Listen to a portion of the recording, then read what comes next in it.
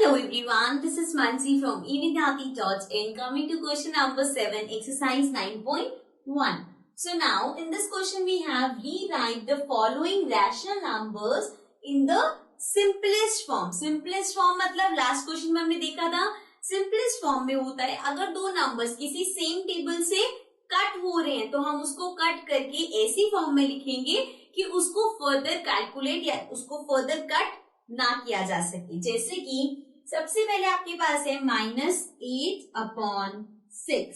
सो 8 और 6 नंबर को देख के सबसे पहले माइंड में कौन सा नंबर क्लिक होता है कि ये इसके टेबल में आते हैं, दैट इज 2। 2 के टेबल में 8 भी आता है 6 भी आता है। सो 2 4s are 8 and 2 3s are 6.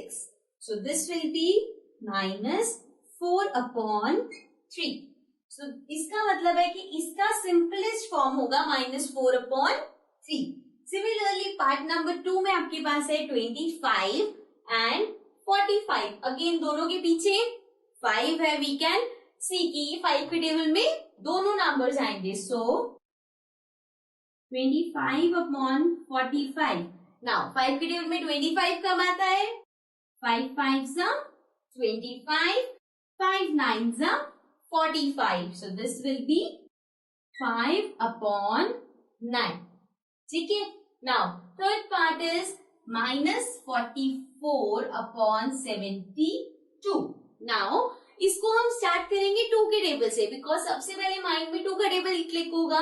ये 4 है 2 है मीन्स ये 2 के टेबल से डिविजिबल है। So this will B 22 and 72 हो जाएगा।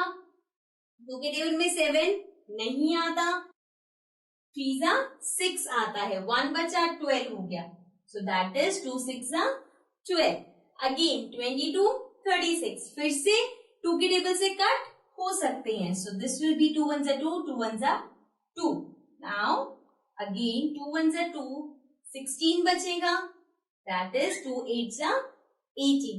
What you can do also, अगर आपसे ऐसे अभी नहीं हो रहा, वैसे तो यू शुड प्रैक्टिस कि आप ऐसे कट कर पाओ, लेकिन अगर नहीं होता तो आप डिवाइड भी कर सकते हो। अगर आप 2 को डिवाइड करोगे 36 से, सो आपके पास 18 ही आएगा। We can do that. 2 1s are 2, this will become 6 and this will be 1, 2 8s are 16।